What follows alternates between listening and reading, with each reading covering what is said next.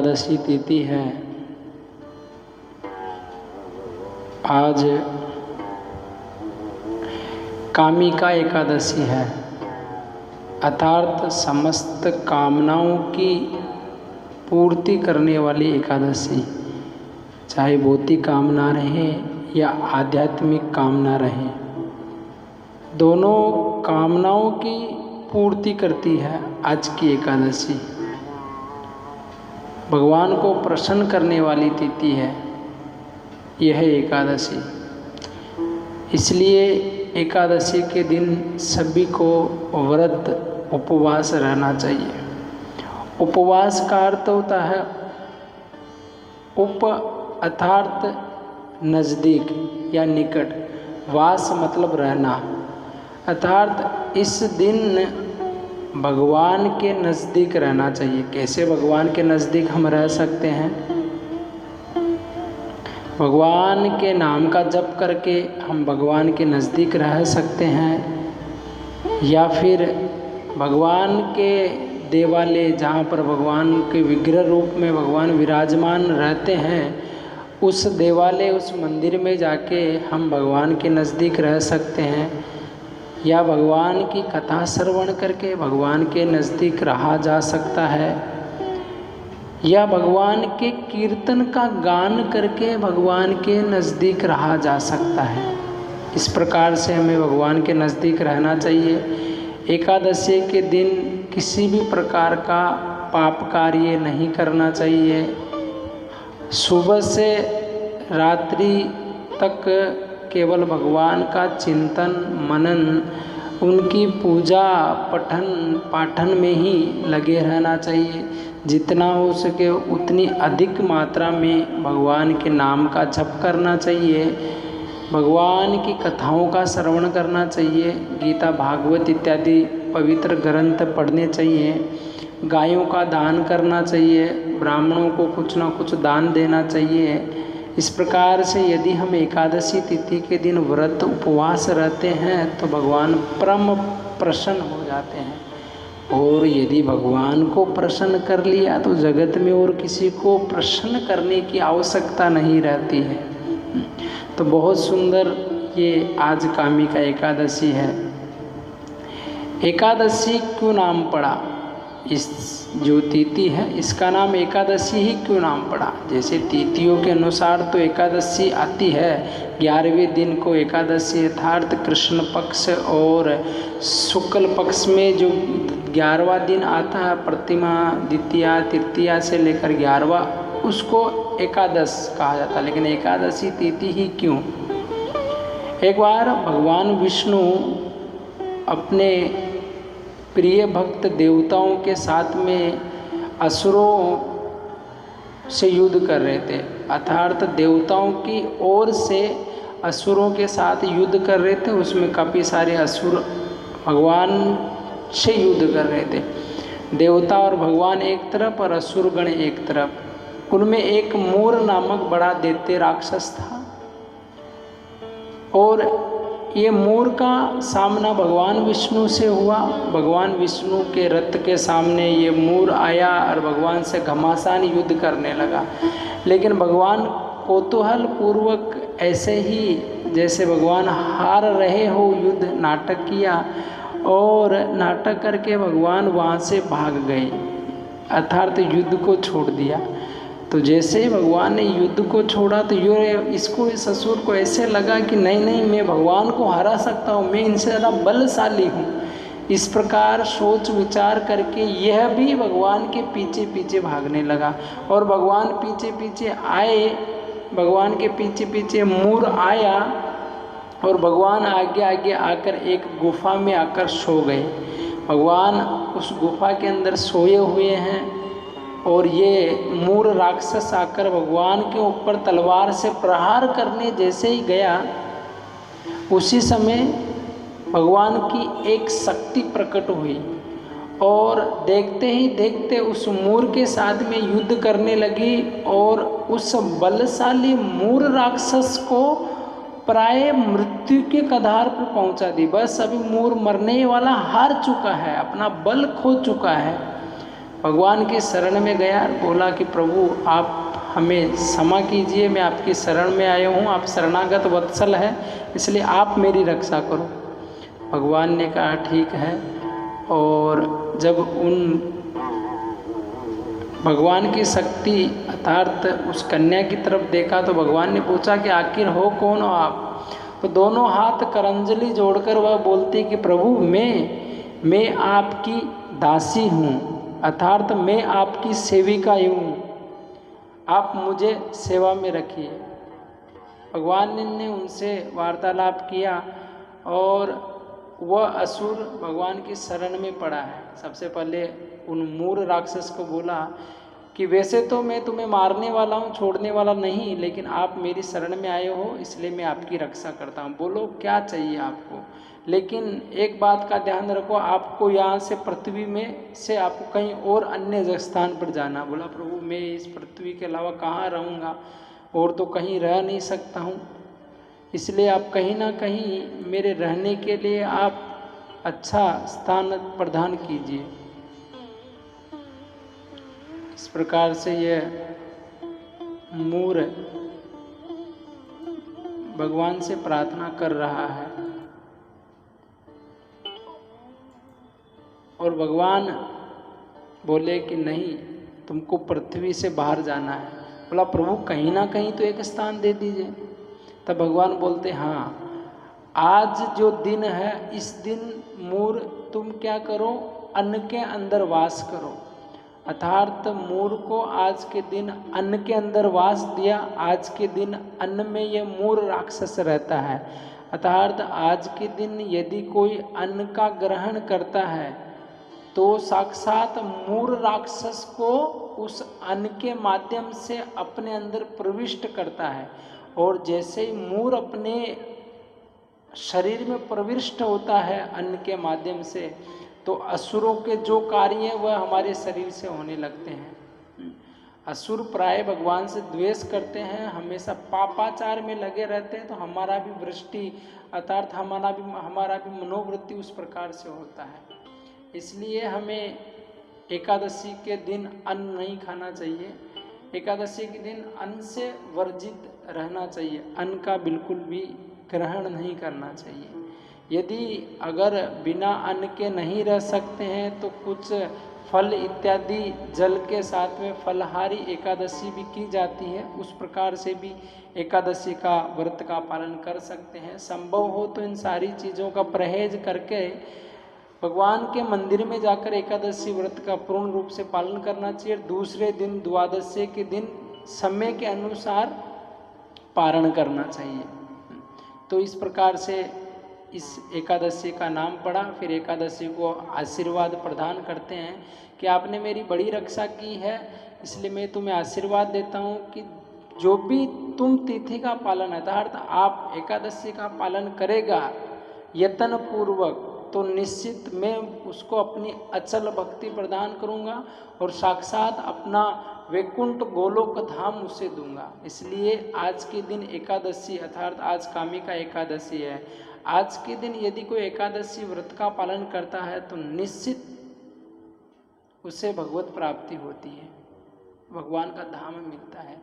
और भगवान का धाम मिल गया तो और क्या चाहिए। इसलिए एकादशी के दिन अन्न से वर्जित होना चाहिए, उपवास करना चाहिए। उपवास का अर्थ अर्थात सारे पापों से मुक्त होना चाहिए, विशेष मुक्त, विशिष्ट। उपाव्रतस्य पापेभ्यो यस्य वासो गुणेशः उपवास स विज्ञेय सर्वभोग विवर्जिता। अर्थात सारे भोगों से वर्जित रहना चाहिए, इन सारे भोगों से निर्वृत्त होकर केवल भगवान की भक्ति, भगवान के नाम का जप करना चाहिए। उनके देवालय में उपाव्रतस्य पापेभ्यो अर्थात दूर रहना चाहिए सारे पापों से। जितने भी पाप हैं हर प्रकार के छोटे से छोटे बड़े से बड़े पाप से दूर रहकर केवल भगवान के मंदिर में, भगवान के कीर्तन में, भगवत कथा में, भगवान के नाम जप करने में अपना पूरा दिन, ये तिथि को पूरी इसी में व्यतीत करना चाहिए। अन्न बिल्कुल भी नहीं खाना चाहिए। अगर अन्न खाएंगे तो मूर राक्षस का हृदय में वास होगा। इस दिन अन्न का बिल्कुल ही वर्जित होना चाहिए। अन्न बिल्कुल ही, खुद भी स्वयं भी नहीं खाए, अन्य को भी प्रेरित करें कि वो भी नहीं खाए, घर फैमिली में कोई अन्न को नहीं खाए, सब के सब एकादशी का उपवास रहें। बड़ी महिमा है इस एकादशी की। एकादशी व्रतम नामम सर्व काम फलम प्रदम। यदि कोई एकादशी नामक व्रत का पालन करता है यत्न पूर्वक, तो सर्व काम फलम प्रदम, सर्व प्रकार की कामना, सब प्रकार के फल देने वाला है ये एकादशी। सब आपके मन में जो भी कामना, जो फल रहे, उन फलों को देता है। जो मन में विशिष्ट इच्छा रहे उस प्रकार की कामना ये पूर्ण करता है। ये मन विशेष मुक्ति, भगवान का घर, भगवान की मुक्ति भी प्रदान कर देता है ये एकादशी।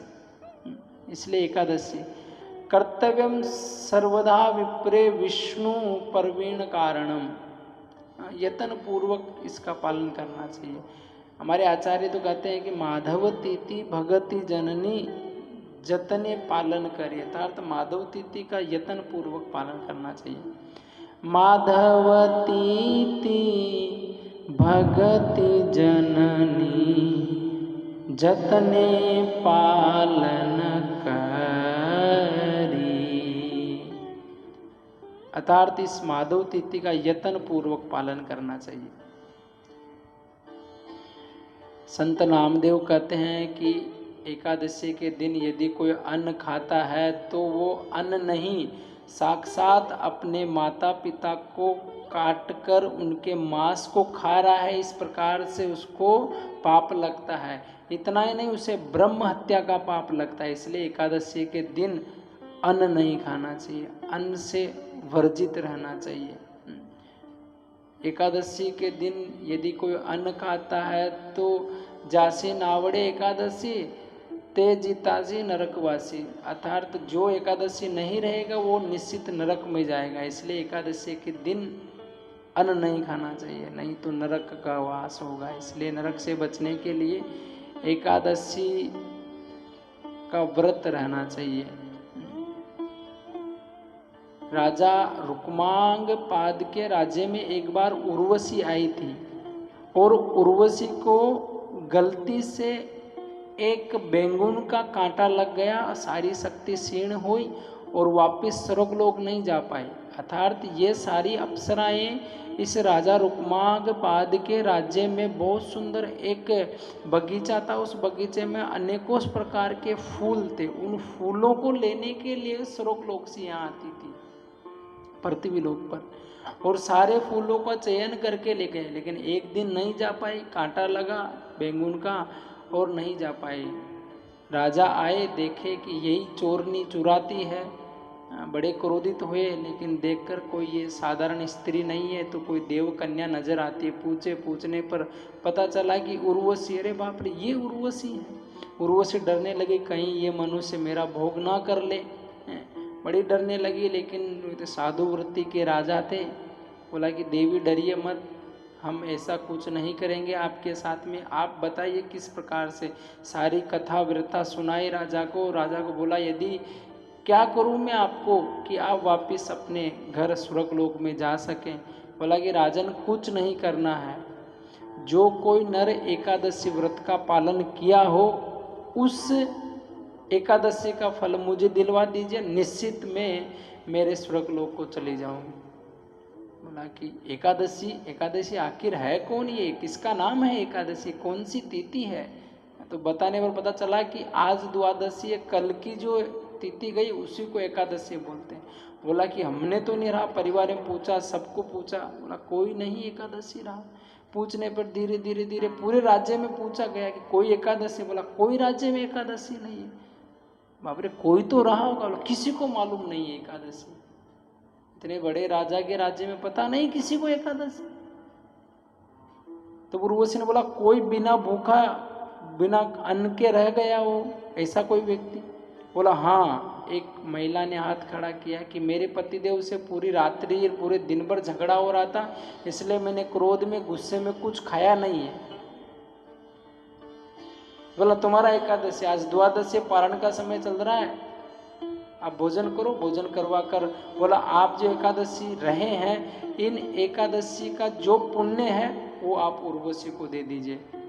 ब्राह्मण के द्वारा स्वस्ति वाचन इत्यादि करवा कर सारा पुण्य उन उर्वशी को दिया गया। और जैसे ही उस महिला ने उर्वशी को अपना एकादशी करने का सारा पुण्य दिया, शक्ति वापस प्रकट हुई और उर्वशी धीरे धीरे धीरे धीरे स्वर्गलोक को चली गई।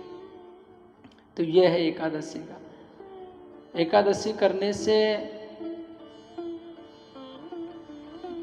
उर्वशी जैसी अप्सरा वापिस स्वर्गलोक जा सकती, तो हमारे पृथ्वी पर रहने वाले जीवों की तो बात ही छोड़ दीजिए। व्रत करने वाले को, जो एकादशी व्रत करता है या करना चाहता है, व्रत करने वाले को सबसे पहले सुबह भोर में जल्दी उठना चाहिए, स्नान करना चाहिए।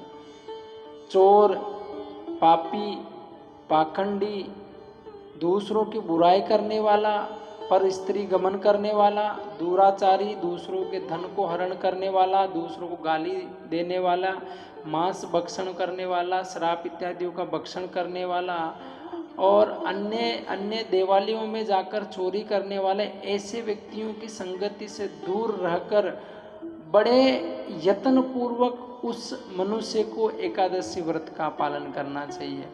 और यदि इस प्रकार से एकादशी का व्रत का पालन करता है वो, तो निश्चित भगवान प्रसन्न हो जाते हैं। और ऐसे पापी दुराचारी मनुष्य से तो संकित बात दूर रही, इस दिन बात भी नहीं करना चाहिए जिस दिन एकादशी रहते हैं। सूर्य भगवान के दर्शन करने चाहिए, उनको जल अर्पण करना चाहिए स्नान इत्यादि करने के बाद।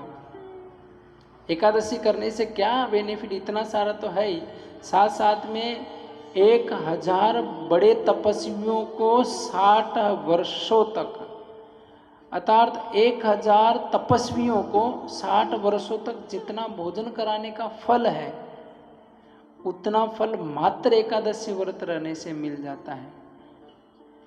जो वेद पाठी पुण्यशाली ब्राह्मण हैं, ऐसे हजारों ब्राह्मणों को गायों का दान करने जितना फल मिलता है, उतना फल एकमात्र एकादशी रहने से मिल जाता है। आप विचार कीजिए, वेद पाठी हजारों ब्राह्मणों को गायें देना बड़ा मुश्किल है, प्राय गाय है नहीं, और वो भी सोनों से जड़ित गायें देना मुश्किल। लेकिन एकादशी रहो, उतना फल आपको ऐसे ही मिल जाएगा। और उतना ही नहीं, उससे 10 गुना फल ज्यादा मिलता है इतना सब कार्य करने से। श्रेष्ठ जो ब्राह्मण है, ऐसे श्रेष्ठ योग्य 10 ब्राह्मणों को भोजन जब कराते हैं और जितना फल मिलता है, उतना केवल एक एकादशी रहने से फल मिल जाता है। ऐसे 100 ब्रह्मचारी जो नैष्ठिक ब्रह्मचारी हैं, ऐसे 100 ब्रह्मचारियों को भोजन कराने पर जो पुण्य का फल मिलता है, वो एक एकादशी करने से मिल जाता है। और यदि कोई एकादशी व्रत का ठीक रूप से पालन करता है, तो बड़ी बड़ी ब्रह्म हत्या जैसे पाप भी दूर हो जाते हैं। इसलिए एकादशी करनी चाहिए। साक्षात भगवान का घर दिलाने वाला यह एकादशी तिथि है। इस दिन यत्न पूर्वक भगवान की भक्ति करनी चाहिए, यत्न पूर्वक भगवान का नाम जप करना चाहिए और समस्त कामनाओं की पूर्ति करने वाली कामिका एकादशी। केवल मन में कामना करते हैं तो कामना पूर्ण हो जाती है। जैसे कल्प वृक्ष के नीचे खड़े रहकर कामना करेंगे तो कामना की पूर्ति होती है, उसी प्रकार यदि एकादशी, इस कामिका एकादशी का व्रत का पालन करते तो निश्चित उसकी सर्व कामना पूर्ण हो जाती है। इस कामिका एकादशी का महात्म्य श्रवण करवाते हुए साक्षात भगवान कृष्ण युधिष्ठिर महाराज से कहते हैं कि हमने ये कथा सुनी है, एक बार पितामह भीष्म, साक्षात पितामह भीष्म आप ही के परदादा पितामह भीष्म नारद मुनि को व्याख्यान सुनाए थे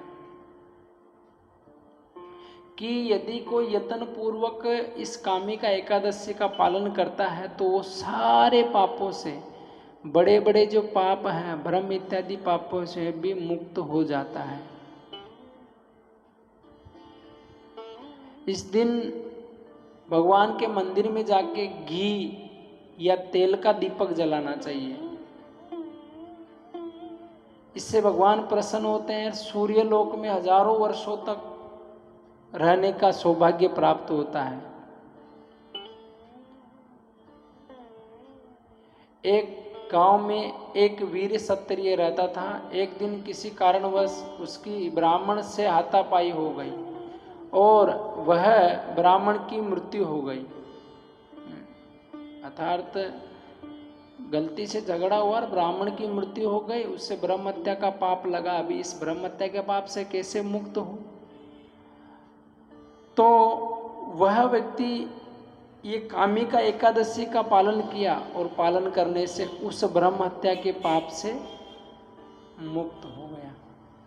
अर्थात ब्राह्मण को मारने से जितना फल पाप लगता है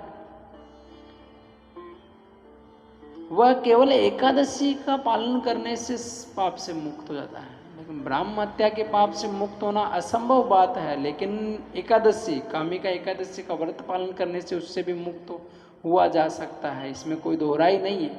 इसलिए यत्न पूर्वक इस एकादशी का पालन करना चाहिए। ये भगवान को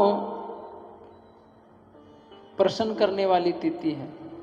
भगवान के स्वयं की अपनी तिथि है।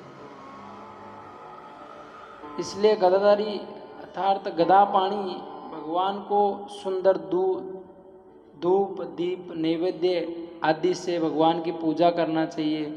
गंगा स्नान से जो फल मिलता है उससे बड़ा फल इन एकादशी का पालन करने से मिल जाता है।